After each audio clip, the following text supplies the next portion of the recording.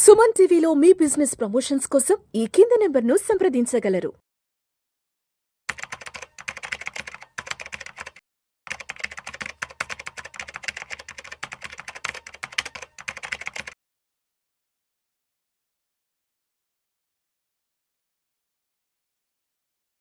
Welcome to Vishnu talks. నేను మీ విష్ణు. ప్రస్తుతం నాతో పాటు certified financial planner Thumma Balaraj గారు ఉన్నారు. వారితో మాట్లాడదాం. సార్, తుమ్మా బాలరాజ్ గారు నమస్తే సార్. నమస్తే అండి. Welcome to Vishnu talks. Thank you so much. Sir, ఈ మధ్య ఒక పెద్ద ట్రెండ్ ఒకటి బాగా ముందుకెళ్తుంది. ఈ ట్రెండ్ అనాలో లేకపోతే కల్చర్ అని అర్థం కావట్లేదు.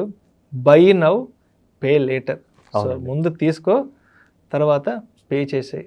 సో మీకు అర్థమైపోయింది ఏంటో. కరెక్ట్ అండి. ఈఎంఐ కల్చర్ అంటాం. EMI culture. సో చాలామంది యంగ్స్టర్స్ అనేవాళ్ళు ఈ డెట్ ట్రాప్లో ఇరుక్కుపోతున్నారు. ఉద్యోగం వచ్చిన వెంటనే ఏదో చేసేసేయాలి, ఇవాళకి ఇవాళ ఏదో అనుభవించాలి, ఇవాళకి ఇవాళ ఏదో చూసేసేయాలి, మొత్తం తెలుసుకోవాలి. సో జాబ్ వచ్చిన వెంటనే ఎక్కువగా కూడా సో ఇలాంటి డెట్ ట్రాప్లోకి వెళ్ళిపోతున్నారు. కాబట్టి అటువంటి వాళ్ళకి మీరు ఏం చెప్తారు? సో ఇది వాళ్ళ ప్రాబ్లం కూడా కాదండి. మనం అర్థం చేసుకోవాల్సిన విషయం ఏంటంటే, స్కూలు, కాలేజు, ఇన్ని సంవత్సరాల ఎడ్యుకేషన్ ఏమైతే అవుతుందో they are dependent on their parents.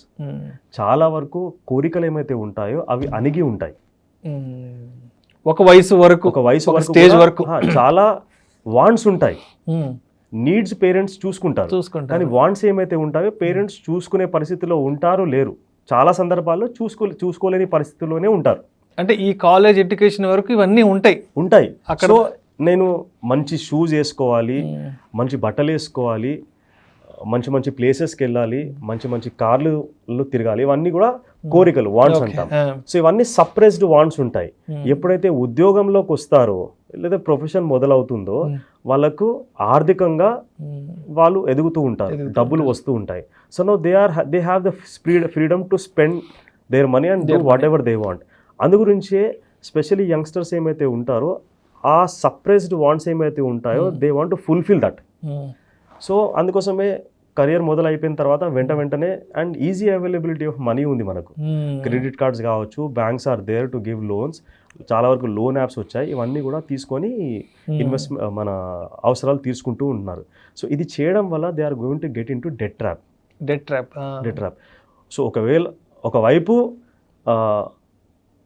Loan తీసుకొని ఈఎంఐ కట్టడానికి they are willing to do it, but investment చేయమంటే డబ్బులు లేవని చెప్పేసి అంటారు.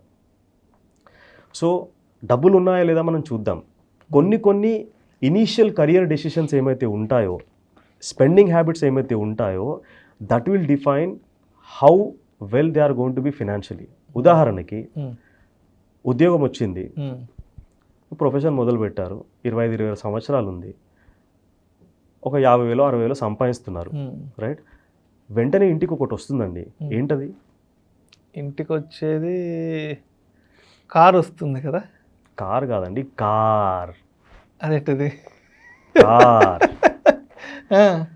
ఈరోజు కారు లగ్జరీయా, నెసెసిటీయా? కొంతమందికి అయితే నెసెసిటీ, కొంతమందికి అయితే లగ్జరీ, షో ఆఫ్. చాలా వరకు today car is a necessity, it is no more a luxury. So మనం ఒక పాయింట్ ఏ నుంచి పాయింట్ బికి వెళ్ళాలంటే ఖచ్చితంగా కార్ అనేది మనకు ఉండాలి. సరే, కారు ముఖ్యమా, కొత్త కారు ముఖ్యమా? కొంతమంది కొత్త కారు అంటారు, కొంతమంది ఏ కార్ అయితే ఉందని అంటారు. నన్ను అడిగితే చాలా మంది కొత్త కార్ అనే అంటారు. కొత్త కార్ అని అంటారు. యూజ్డ్ కార్ వాడడానికి చాలా మంది ఇష్టం చూపించరు.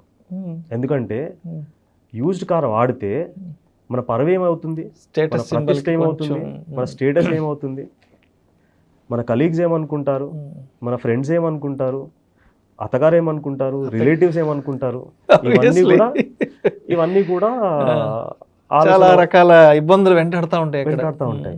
అయితే ఈ పరువు ప్రతిష్ట ఏమైతే ఉందో దాని ఖర్చు ఏందో, దాని కాస్ట్ ఏందో నేను చెప్తాను మీకు. పరువు ప్రతిష్టకి కాస్ట్ ఖచ్చితంగా ఉంటుంది, వాల్యుయేషన్, దానికి వాల్యుయేషన్ ఉంటుంది ఖచ్చితంగా.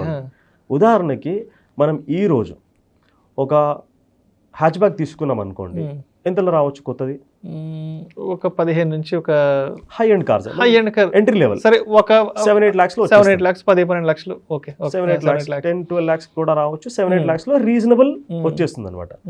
అదే మనము యూజ్డ్ కార్ తీసుకున్నాం అనుకోండి, యూజ్డ్ అంటే వినడానికి బాగాలేదు, ప్రీ ఓన్డ్ అని వాడదాం. Pre owned car. కొత్త కార్ తీసుకుంటే మనకు దాదాపు ఒక 8 లక్షలు అవుతుంది. అదే ప్రీ ఓన్డ్ కార్ తీసుకున్నాం అనుకోండి, 3-4 సంవత్సరాలు తీసుకుంటే ఒక 4-5 లక్షల్లో వస్తుంది, వచ్చేస్తుంది. 5 లక్షల్లో వచ్చింది అనుకోండి, మనకి ఎంత సేవింగ్ అవుతుంది? 3 లక్షల రూపాయలు సేవింగ్, 3-4 lakhs సేవ్ అవుతుంది. సగటే వస్తుంది కదా సెకండ్ అయితే. కరెక్ట్. సో అయితే 3 లక్షల రూపాయలు ఏమైతే సేవింగ్ అవుతుందో, ఈ 3 లక్షలు కాస్త మనము 25 సంవత్సరాలకి 15% రాబడి వచ్చేటట్టు పెట్టుబడి పెడితే ఈ 3 లక్షలు 25 సంవత్సరాల తర్వాత ఎంతవరకు అక్యూములేట్ అవుతాయని ఏమైనా అవగాహన ఉందా మీకు? ఎంతవరకు అవుతుండొచ్చు చెప్పండి. నాకైతే ఎగ్జాక్ట్ ఐడియా లేదు అసలు. ఈ 3 లక్షలు మనం ఇప్పుడు పెట్టుబడి పెడితే అది 15% రాబడి ఇస్తే కనుక అక్షరాల 98,75,000 రూపాయలు అక్యూములేట్ అవుతాయండి. ₹1,00,00,000. దాదాపు ₹1,00,00,000. 1 car can give you 1 crore. అంటే 3 లక్షల్ని ఆదా చేసుకోగలిగితే ₹1,00,00,000 ఒక ప్రాపర్టీయో లేదా ₹1,00,00,000 ఒక సంపదని అక్యుములేట్ చేసుకోగలం. ఈ ₹1,00,00,000 సంపద క్రియేట్ అవ్వడమే కాదు, it has the potential to give almost 83,000 rupees monthly pension life long free. 25 సంవత్సరాలు 15% రాబడి వచ్చేటట్టు మనం పెట్టుబడి పెట్టుకుంటే 3 లక్షల రూపాయలు, దాదాపు 98,75,000 రూపాయలు జమ అయ్యేది కదా. అది గనక 25 years తర్వాత మనం రిస్క్ అంతా తీసుకోకుండా తక్కువ రిస్క్తోని ఆ అక్యూములేట్ అయిన అమౌంట్ని 10% రిటర్న్ వచ్చేటట్టు కనుక మనం ఇన్వెస్ట్మెంట్ చేసుకుంటే దాదాపు సంవత్సరానికి 9,87,500 రూపాయలు మనకు యాన్యువల్ ఇన్కమ్ వస్తుంది. అంటే దాదాపు మంత్లీ 83,000 రూపాయలు monthly pension life long free. ఒక చిన్న కాంప్రమైజ్ కాగలిగితే కదా, చిన్న కాంప్రమైజ్ అంతే కదా. అంతే అంతే, అంటే కాంప్రమైజ్ కాదు, ఆ స్టేటస్ సింబల్ అనే ఒక చిన్న ఏమంటారు అదేదో ఉంటది కదా, ఉంటుంది. దాన్ని అలా పక్కన పెడితే ₹1,00,00,000 మనీయే. నేను ఇక్కడ ఏం చెప్తున్నానంటే, ఆర్థికంగా మంచిగా ఉన్నాము, మన దగ్గర డబ్బులు ఉంది, స్తోమత ఉన్నాయి, మన ఇన్వెస్ట్మెంట్ చేసుకున్నాము, గోల్స్ కన్నిటికీ ప్రాపర్గా ఇన్వెస్ట్మెంట్ చేస్తున్నాము, ఇబ్బంది ఏమీ లేదు. మన దగ్గర డబ్బులు లేవు, గోల్స్కి ఇన్వెస్ట్మెంట్ చేయట్లేదు, కార్కి ఇంత డబ్బులు పెట్టడం వల్ల ఇబ్బంది అవుతుంది అనమాట. రైట్. ఈ అమౌంట్తో పాటు మనకి ఇంకా కొన్ని లాభాలు ఉంటాయి. అవి ఎలా ఉంటాయంటే, సరే మనం కార్ తీసుకున్న తర్వాత ఏం చేస్తాము, గుడికి తీసుకెళ్తాము, పూజ చేయిస్తాము. సో పూజారి, అయ్యగారు, పంతులు వాళ్ళు ఏం చేస్తారు, పూజ చేసి కార్ కింద నిమ్మకాయలు పెడతారు, పూలమాల వేసేసి కార్ స్టార్ట్ చేయమని చెప్తారు. మనం ఇట్లా కార్ స్టార్ట్ చేస్తాము, అలా బైక్ నుంచి ఒక అతను ముంగడికి వచ్చేసేసి టచ్ చేసుకుంటే వెళ్ళిపోయారు. కార్ మీద స్క్రాచ్ పడ్డది అనుకోండి, కొత్త కార్ తీసుకున్నాం, కార్ మీద స్క్రాచ్ పడితే మనకి ఇక్కడ కూడా స్క్రాచ్ పడుతుంది. రైట్, భరించలేని నొప్పది. రైట్, అరే కొత్త కార్ తీసుకున్నాను స్క్రాచ్ పడ్డది అని చెప్పేసి. అదే మనం ప్రీ ఓన్డ్ కార్ తీసుకున్నాం అనుకోండి, ఆల్రెడీ చాలా స్క్రాచెస్ ఉంటాయి, ఇంకో scratch really doesn't matter, light తీసుకుంటా. సో మనకు ఆర్థికంగా ఆన్ లైటర్ నోట్ ఆర్థికంగా కూడా మనకు బెనిఫిట్ అవుతుంది, సైకలాజికల్గా కూడా మనకు బెనిఫిట్ అవుతుంది. What I'm saying is, initial days of career మనం ఫైనాన్షియల్ ఎక్స్పెన్సెస్ ఏమైతే ఉంటాయో వాటిని జాగ్రత్తగా చూసుకుంటే కనుక life will be much much better going forward. ఇదే కాకుండా ఇంకా కొన్ని ఎక్స్పెన్సెస్ ఎలా ఉంటాయి. సో ఈరోజు స్మార్ట్ ఫోన్ అనేది అందరికీ కూడా కంపల్సరీ అయిపోయింది. ఒక హై ఎండ్ స్మార్ట్ ఫోన్ తీసుకుంటే మనకు దాదాపు ఒక 80,000-85,000 రూపాయలు ఉంటుంది. లో ఎండ్ స్మార్ట్ ఫోన్ తీసుకుంటే ఒక 35,000 వరకు ఉంటుంది. ఎంత సేవింగ్ అవుతుంది మనకు? 50,000 రూపీస్ సేవింగ్ అవుతుంది. Same 50,000 rupees high end smart phone, లో ఎండ్ స్మార్ట్ ఫోన్ 2 వారం రోజులు వాడామనుకోండి, పెద్దగా మనకు తేడా తెలియదు. రైట్, ఆ 50,000 రూపీస్ కనుక మనము సేమ్ 25 years at 15% ఇన్వెస్ట్మెంట్ చేసుకుంటే దాదాపు 16,45,000 రూపాయలు అక్యుములేట్ అవుతుంది. It has the potential to give 13,700 rupees monthly pension life long free. చిన్న డెసిషన్, అది వద్దులే ఇది తీసుకుందాం అనుకుంటే చాలు, అది ఏముందిలే ఇది తీసుకుందాం అనుకుంటే మనం ఫైనాన్షియల్గా బాగా ఉన్నాం, ఏది కావాలంటే అది తీసుకోవచ్చు, సంపద సృష్టి జరుగుతుంది. అంతే కదా. ఇంకా ముఖ్యంగా ఏంటంటే మనం రెగ్యులర్ వర్క్ చేసుకుంటూ ఉంటాము, మెయిల్స్ చెక్ చేసుకుంటూ ఉంటాము, ఆ మెయిల్లో ఒక మెయిల్ వస్తుంది అనమాట, ఈమెయిల్ వస్తుంది. ఏంటంటే మీరు లైఫ్లో చాలా కష్టపడుతున్నారండి, అస్సలు బ్రేక్ తీసుకోవట్లేదు, మీరు బ్రేక్ తీసుకోండి, మీరు ఇంటర్నేషనల్ వెకేషన్కి వెళ్ళండి, ₹1 కూడా మీ జోబులోంచి పెట్టాల్సిన అవసరం లేదు, మేము మీకు సులభ వాయిదా పద్ధతిలో మిమ్మల్ని పంపిస్తాము అని చెప్పేసి అక్కడ రాసి ఉంటుంది. అప్పటి వరకు నిజంగా మనము బ్రేక్ అవసరమో లేదో ఆ మెయిల్ చదివిన తర్వాత మనకు అనిపిస్తుంది అనమాట, నేను చాలా కష్టపడుతున్నాను, నాకు నిజంగా బ్రేక్ కావాలి, నా ఫ్యామిలీకి బ్రేక్ కావాలి, అది కూడా ఇంటర్నేషనల్ బ్రేక్ కావాలని అనిపిస్తుంది. కాల్ చేస్తాము, మనకు ఆ ఫార్మాలిటీస్ చూసుకుంటాము, ఇంటర్నేషనల్ వెకేషన్కి వెళ్ళేసి వస్తాం. ఒక 4 లక్షల రూపాయలు ఖర్చు అవుతుంది, రైట్? కానీ అక్కడికి వెళ్ళి వచ్చిన తర్వాత ప్రతి నెల గుర్తుకొస్తుంది మనం వెకేషన్కి వెళ్ళామని చెప్పేసి. ఎందుకు? ఈఎంఐ కట్టాలి కాబట్టి, రైట్? సో ఒక్క కాంప్రమైజ్, ఇంటర్నేషనల్ వెకేషన్ కాకుండా లోకల్ వెకేషన్, నేషనల్ వెకేషన్ ₹1,00,000 అయిపోతుంది. ₹1,00,000 అయిపోతుంది. అక్కడ 3 లక్షలు ఖర్చు అయ్యేది, ఇక్కడ ₹1,00,000 ఖర్చు అవుతుంది. ఇంటర్నేషనల్ వెకేషన్ 3 lakhs అనుకోండి, లోకల్ వెకేషన్ 1 lakh అనుకోండి, ₹2,00,000 మనకు మిగులుతాయి. 2 lakhs కనుక మనం ఇన్వెస్ట్మెంట్ చేసుకుంటే that has a potential to create 66 lakhs in 25 years at 15%. అది కాస్త దాదాపు ₹55,000 నెలకి పెన్షన్ క్రియేట్ చేస్తుంది. These are very small decisions which we take in the initial days of career that has a potential to create great amount of wealth going forward. So ఈ చిన్న విషయాలు మనం దృష్టిలో పెట్టుకోవాలి.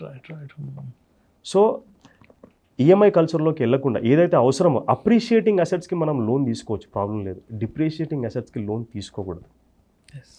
సో సాధ్యమైనంత వరకు మనం ఇది అవాయిడ్ చేయగలిగితే life will be very easy and happy. Thank you sir, thank you so much. లైఫ్లో ఎక్కడెక్కడ నెగ్గాలో కాదు, ఎక్కడెక్కడ తగ్గాలో తెలుసుకుంటే దానివల్ల నెక్స్ట్ జనరేషన్స్కి ఒక మంచి సంపదను క్రియేట్ చేసి ఇవ్వచ్చు అనే దానికి చాలా మంచి విషయాలు చెప్పారు సార్. ఒక్క ఫైనల్ పాయింట్ అండి, ఇక్కడ కార్ విషయంలో చాలా మంది నాకు రిపేర్స్ వస్తాయి, సెకండ్ హ్యాండ్ కార్ కొంటే ఇబ్బంది అవుతుంది అని చెప్పేసి, ఫ్రీక్వెంట్ రిపేర్స్ వస్తాయి అని అంటే, కాకపోతే తీసుకునేటప్పుడు జాగ్రత్తగా తీసుకోవాలి. నేను పర్సనల్ గా అడ్వైస్ ఫాలో అయ్యాను. మంచి కండిషన్ లో ఉన్న చూసి ఒక మంచి మెకానిక్ ని తీసుకెళ్లి అతన్ని తీసుకోవాలి సూపర్విజన్ లో. ఉదాహరణకి నేను షెవ్రలే ఆప్ట్రా మ్యాగ్నమ్ 2013లో కొన్నాను. అది 2008 మోడల్, నేను 2013లో కొన్నాను. దాదాపు 5.5 సంవత్సరాల వెహికల్ అది. 10,50,000 ఆన్ రోడ్ ప్రైస్, నాకు 2,80,000 దొరికింది. Huge discount. నేను 10 లక్షలు 15 లక్షల కార్ కొనే స్తోమత ఉండే, కానీ ఎందుకు ఇనీషియల్ గా 7 లక్షలు మిగిలిపోయింది కదా. That went into investment. That's really great idea. So అది దాదాపు 10 సంవత్సరాలు నేను నడిపాను. Super. So that's how it is అండి. Thank you sir, thank you so much. So లైఫ్లో చిన్న కాంప్రమైజెస్కి ఏ సందర్భాలలో నెగ్గడం కంటే కూడా తగ్గడం కానీ తెలుసుకుంటే దానివల్ల కూడా వెల్త్ క్రియేట్ చేసుకోవచ్చు అనే విషయాల గురించి చాలా ఇంట్రెస్టింగ్ ఫ్యాక్ట్స్ మంచి ఎగ్జాంపుల్తో మన ఆడియన్స్కి తెలియజేశారు. Thank you sir, thank you so much. Thank you so much అండి.